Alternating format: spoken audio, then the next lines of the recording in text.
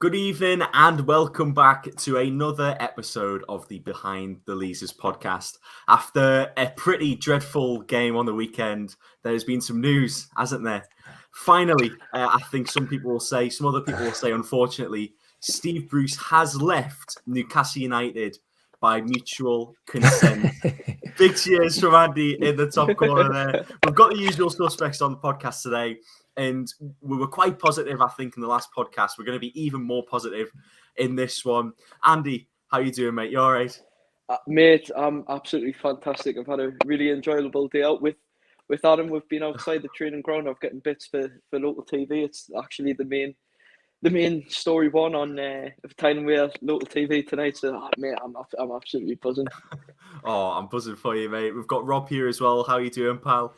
Yes, I'm good, mate. As you say, there's a lot going on with Newcastle at the minute, which is brilliant. You know, sometimes in the past we'll have these podcasts and all we can talk about is how we lost another game. You know, not only have we got the match to talk about, we've got the owners, the managerial situation. So yeah, there's a lot going on. There's a lot of fun at the minute. Yeah, feeling good. And another person on the podcast, he's been incredibly busy today as well. It's Adam. How you doing, mate? I'm doing good. I was quite tired today, but once the 10:30 hit, that news came out, that woke me up straight out after the training ground. But yeah, it's a glorious day. I'm very happy, and yeah, it's good to be talking about Newcastle once again. Of course. So I think the big topic, like we have said, Steve Bruce has left Newcastle United, and I think it's mainly sort of positive reactions in terms of the decision. A lot of people wanted him out. Andy, I'll come to you on this one first. What's your initial reaction to the sacking? I know you've sort of covered the stories about it quite extensively today and in the past weeks as well. So what's your initial sort of thoughts on it? I think me cheesy grin and rosy cheeks saying off, Liam. It's been come for ages, and I mean we've all been calling for it since halfway through last season. To be honest, I forgot he'd been here for 2 years. I think with the fans not being in the ground last year, it didn't really help. But Christ, it's just onwards and upwards now for the club. I think someone like Fonseca, who's got fresh eyes, someone like that coming in now, can really take this club forward with the right investment. Definitely, and you know we'll talk about new managers a bit extensively, but was that who you reckon would be the next manager for the club? I think out of the names shortlisted, I think yeah, definitely. And Rob, what do you sort of make of the whole? Well, should we say sacking of Bruce? We don't really know if he's been sacked or if he's just sort of walked on his own. It's mutual consent, apparently, mate. Mutual consent. So, what's your initial reaction to the decision? I mean, elation, to be honest. I mean, it's so funny, you know, because I've sat here and I've said for a long time that Steve Bruce had to go, and I said we had these conversations before the takeover even went through, and I said, like, even with Ashley in charge, we hadn't won in 6 games and then 7 games. You know, he's won 7 games in 38 games. He's got the worst Premier League record going as a manager.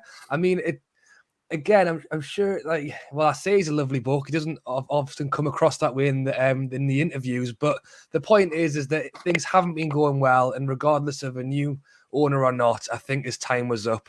It's funny though, because the moment he goes, you start looking back and you go, well, you know, Ashley didn't really give him much support money wise. He hasn't really had the backing that he needed. He did keep us in the Premier League. So it's funny that when he is the manager, I can't wait to get rid of him. As soon as he goes, I go, well, he didn't have the easiest time, but I think it's definitely the right decision. I think it should have happened last week before the Spurs game. And as I say, you know, best of luck to whatever he does next, but I am happy he's not the Newcastle manager anymore. I think you are echoing a fair few people's thoughts there. We'll move on to Adam next.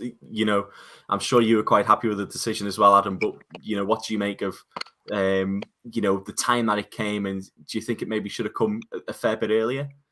Or should have came 3 years earlier, to be honest, whenever he came in. I mean, the guy's a fraud. It's that simple. I mean, how can you look at this manager and go, oh, he's had a tough time in Newcastle? He played every single play out of position, and one was playing centre midfield, so I don't know what's going on there, but I mean, yes, you can look back in hindsight and go, oh, well, he kept us up to in the pandemic, so yes, maybe he's not too bad. But I remember watching it week in, week out during that lockdown, and I didn't watch the games half the time because it was that depressing to watch.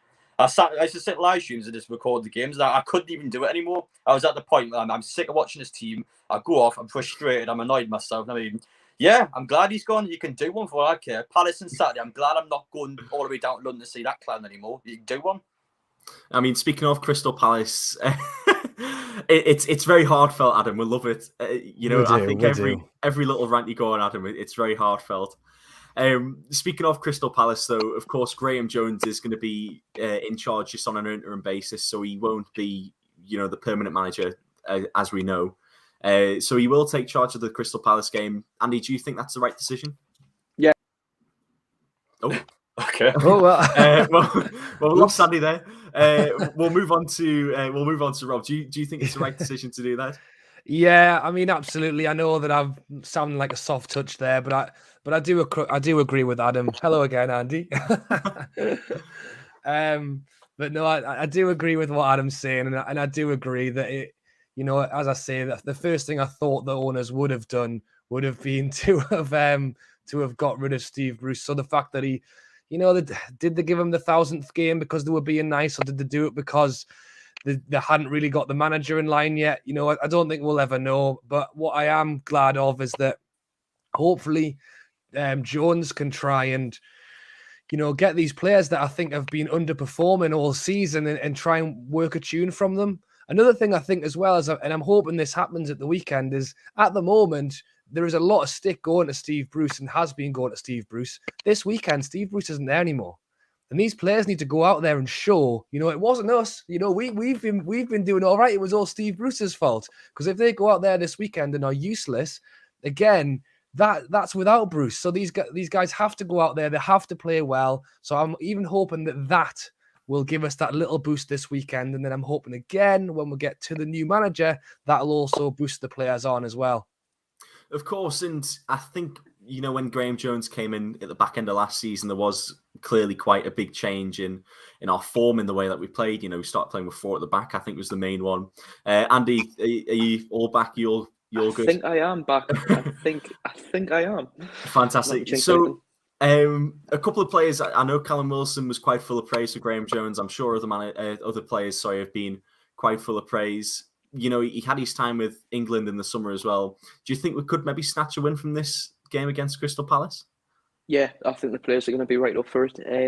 I know Palace were unlucky not to come away with a win in Arsenal the other night, but Graham Jones is our attacking coach, and I think that's the way we're going to play it, and that's the way we've been screaming for this team to play it for the last God knows however long.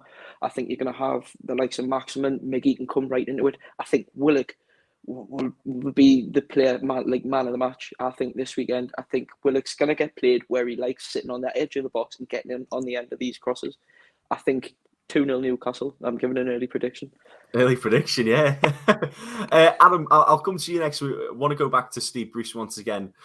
I think we all know that his time had definitely come after the Spurs game, but when do you reckon it was 100%, there was 100% no way back for Steve Bruce at the club? We could say as soon as he joined, but was there a certain point at a certain part of the season where there was just no way back, and Steve Bruce, with new owners, just wouldn't be able to claw his way back in his job?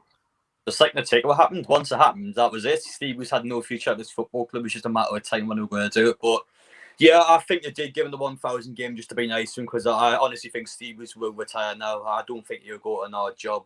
He came out already in the Telegraph and said, I've been struggling mentally with this football club, fans being against me the full time.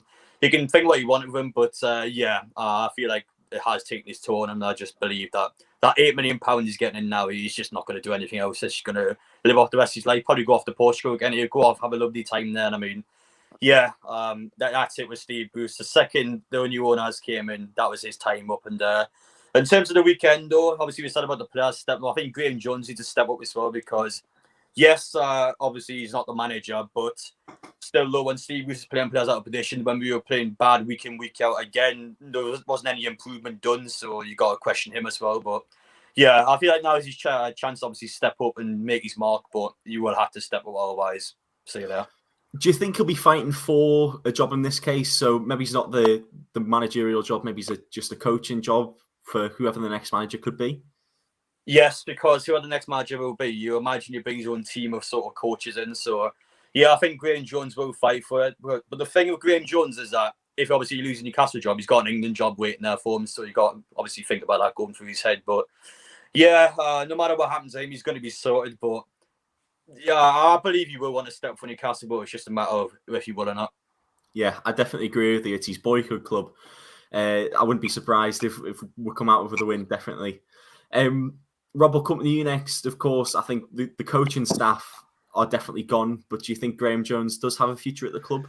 Well, I think the one thing Graham Jones has definitely done, and I think that the Euros has massively helped him. He's kind of made a name for himself outside of Newcastle as well. So I think with a lot of managers and who basically work with the same staff around them, regardless of what team they move to. Graham Jones obviously came in that little bit later. He came in on his own, really. He wasn't part of Steve Bruce's backroom staff. So I think the guys who Steve Bruce did bring in, I presume they're probably waiting to kind of get their notice. But I think because Graham was kind of separate, then he may well have his own little deal on the side. And as I say, I think any new manager who comes in may well just go, you know what, I want a fresh start. I don't want any existing staff in. But I do think that Jones has kind of built his own little reputation with England, and I think that probably won't be overlooked. I know that if I was a manager going in and he was someone there, I would definitely want to listen to what he has to say and see about keeping him around as well. I think we've got to look now towards who could come in next. In the odds-on favourite, I'm just looking at the odds now, is Paulo Fonseca. So he's the odds-on favourite, of course. Nearly went to Tottenham at the start of the season as well, but that fell through. Was previously the manager of Roma, previously the manager of Porto as well. It didn't go very well there for him. Andy, do you think he would be a good fit for Newcastle United, or do you think we should look elsewhere? Maybe a manager who could just steady the ship first? No, I think he's a brilliant option to definitely look at. There's a reason why the club is, well, I wouldn't say big, Tottenham. There's a reason why they were looking at him to bring him in. It's because he has that Champions League experience with Shakhtar Donetsk, Braga as well. He's been at Porto. He has been at these big European teams. And if we're looking to get into these positions where we're going to be back in European competitions, realistically, where we deserve to be and where we probably would have been if Ashley never had touched the club, I think he will be the right man to take us forward in that aspect. But is it too early?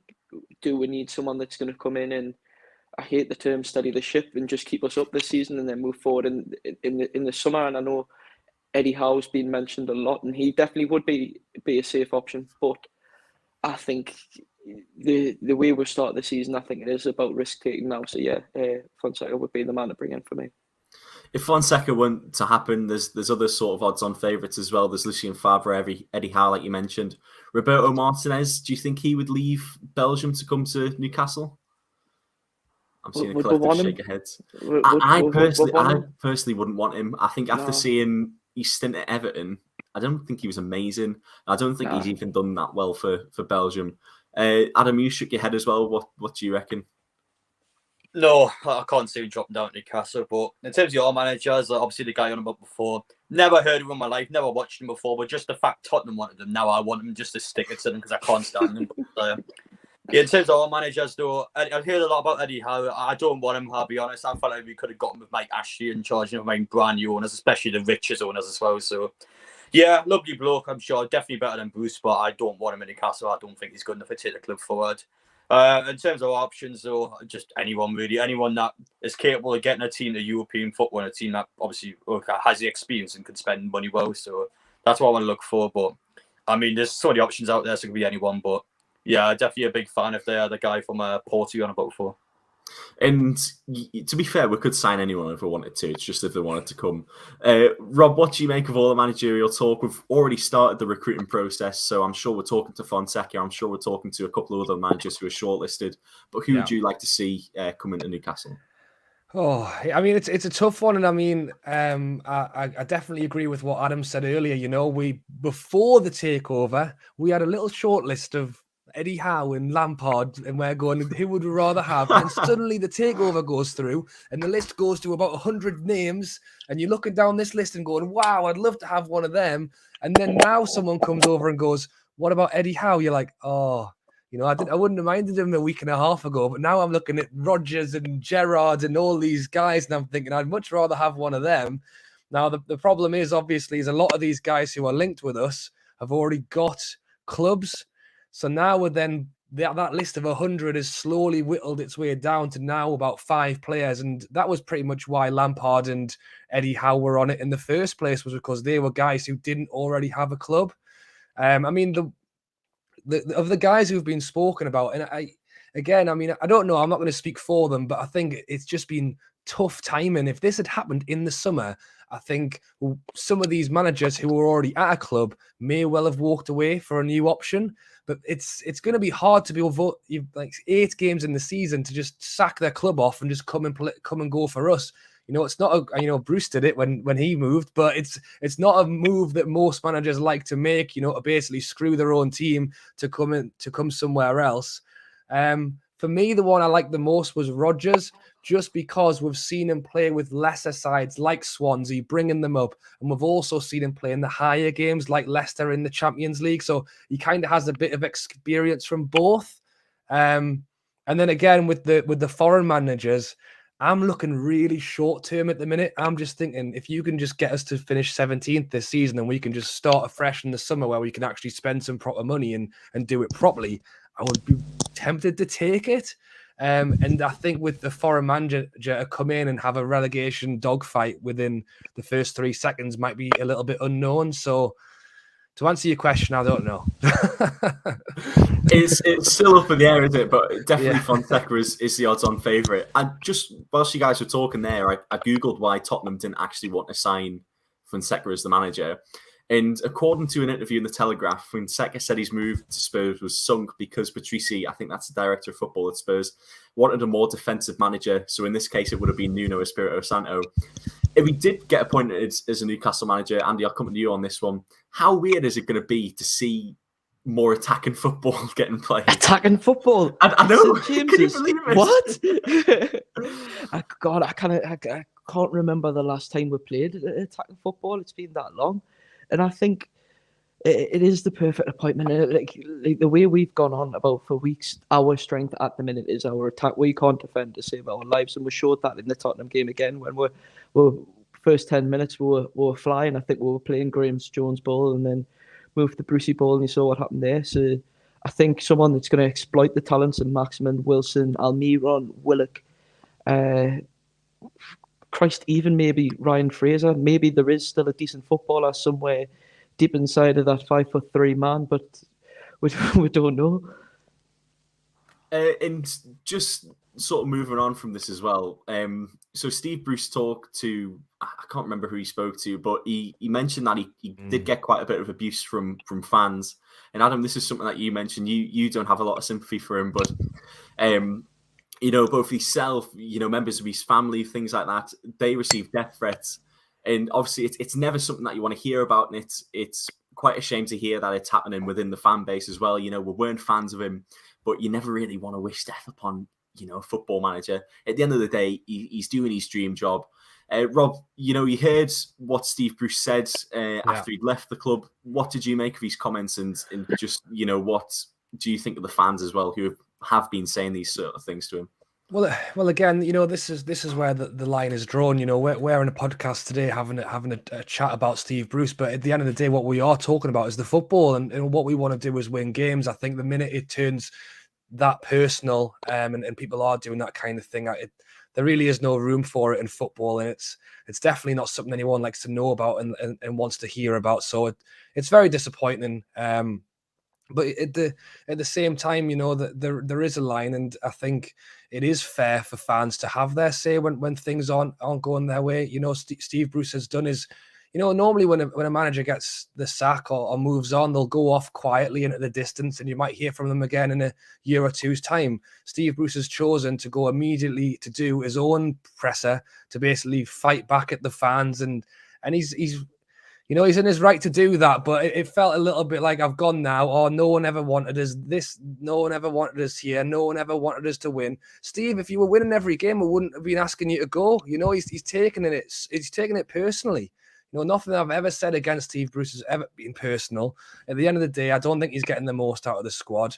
If we were finishing mid-table, I would be happy. And he has kept us in the Premier League, and he has had his hand tied behind his back with Mike Ashley.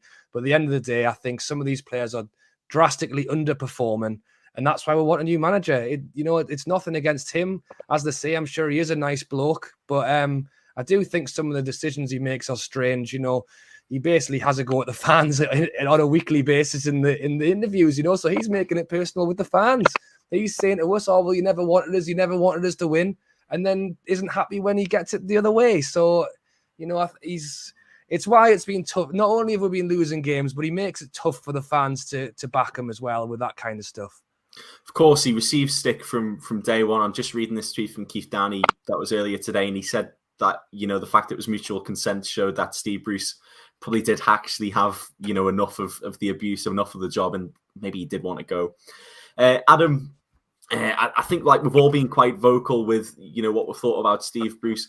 What do you sort of make of some of the abuse that, you know, he's received? And maybe, I think in the future, could people maybe be a bit softer on managers, not just in a Newcastle sense, but just like in a footballing sense as well?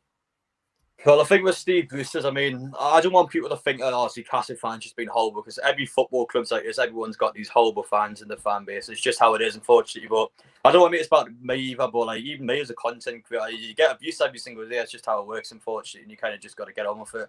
Mm-hmm. I don't blame Steve Bruce for coming out and deflecting it, because, again, that's something I've personally done. I get his frustration, but I mean, he was an awful manager. It's that simple. And his time has passed. And in terms of the mutual consent, though, of him getting contracted out of the club, I mean, I'll be honest, I feel like Jonas just went to him, listen, we'll give you £8 million, you agree to that, and that's kind of mutual consent. I don't think it's actually like him wanting to leave. I just feel like Jonas are like, they give you your money, just go on your way, and we'll not announce that you've been sacked, really. But I hope he had a good life, I guess. But in terms of Newcastle, I never want to see him at this football club again.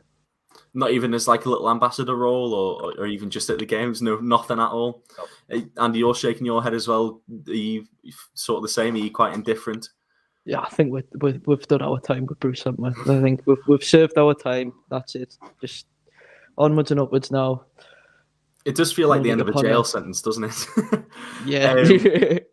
In regards to some of the abusive comments that he said he's received, though, what do you make of them? And obviously the people that have said these things as well.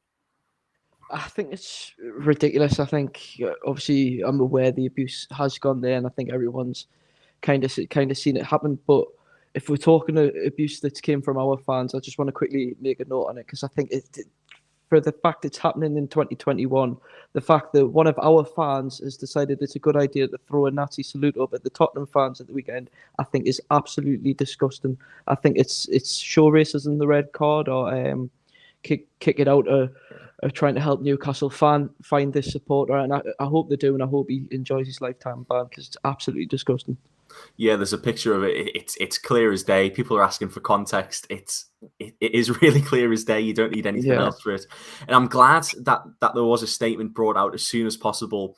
But it's such a shame to see that it has happened at St James's Park, because, you know, to our memory, you know, we've not seen anything come out like this, and the fact that we have had to bring out a statement, it is really quite a shame. And obviously, you know, thanks for bringing that up, mate, because, you know, it is really such a shame that the club have had to make that statement. Adam, what do you make of the statement that the club brought out as well? Because, you know, you never like to see anything like that at the club, do you? Oh, no, again, it's just stupid, really. Everyone knows what Nazi salute is, well, apart from being Hennessy, but everyone else knows what it is. I mean, yeah, it's just ridiculous, really. What's even the point? Like, I don't understand why he's done it in the first place. Like, I don't get the correlation between Tottenham and a Nazi salute. But it's because Tottenham are of Jewish descent. I think I'm not sure if I'm 100% right on that, but I think I might be. Again, though, like, how minuscule is that? Like, what is the point? Yeah. You know you're going to get a lifetime ban for it. You know for a fact someone's going to record it or someone's going to spot it. And I mean, Like, how stupid is that? It's that easy. Like, how stupid is it? I mean, yeah, enjoy your ban. That's it, really. Exactly. Yeah. You know, you never want to like blame stewards or anything for not doing anything at the time, but you see in the photo there was a steward there. Maybe they did do something straight afterwards. But Rob, will come to you on this. Do you reckon there was anything that could have been done at that moment to stop it or to kick them out the stadium, anything like that? Well, again, it's. I mean, this is the problem across. You know, you could go the world. You know, this is something that's going on, and these guys aren't football fans. You know, that's the difference. You know, Newcastle fans get painted with the same brush of this or any fan. You know, like hoodlums in an away game or whatever. You know, we are there genuinely to sit down, enjoy the football, or away game, stand up and join the football. Yes, you might have a few drinks. Yes, sometimes you might have a few too many, but it's all in good spirits and everyone's there for a good time. But there's always that minority of people who aren't there for a good time, that are there for a reason, and that reason is not to enjoy the football, not to support. You know, that was a huge day for us. You know, getting down early. The drums outside, you know, the cheering, the people. The Shearer's bar was busier than I've ever seen it before. But before a game, you know, it was so good, and you just it's hard to fathom why someone would go there and do that kind of thing. So it is upsetting to hear. And in terms of trying to stop it there and then at the time, again, you know, it's trying to police the games better. It's trying to have more staff on hand. You know, a lot of these stewards, you know, they're getting paid, you know, not a whole lot of money to be there, really. You know, it's a once in a 2-week job, and maybe they're from an agency, and are they going to go over to a bloke who they don't know who might, you know, go have a go at them? You know, it's really tough to police it. I think it needs to be genuine police officers, but that's why it's great that the stadiums have these cameras who can catch these people. And retrospective stuff can still be brought in for it. Of course, and you mentioned maybe he's having a bit more staff on hand. I think it's also appropriate to address what happens during the game as well. Of course, you know, once again, fair play to Regulion and Eric Dyer for pointing this out. A fan suffered cardiac arrest during the game. Thankfully, he's all right. He's in hospital now. He is on the mend, but. You know, it was scary. Adam, I'll come to you on this one first because I know you were at the game. What was the sort of vibe from around the ground? Was there quite a bit of commotion going on, and you know, quite a bit of obviously because you won't really know what's going on until the announcement was made. Was there quite a bit of uncertainty as well? Yeah, it was very uncomfortable to watch the game, especially after that. I feel like the atmosphere did die down from both sets of fans after the incident. I mean. Yeah, obviously a massive respect to Regulon and Dyer because they instructed the referee as far as getting defibrillator all the time, which did save someone's life. So that's the most important part.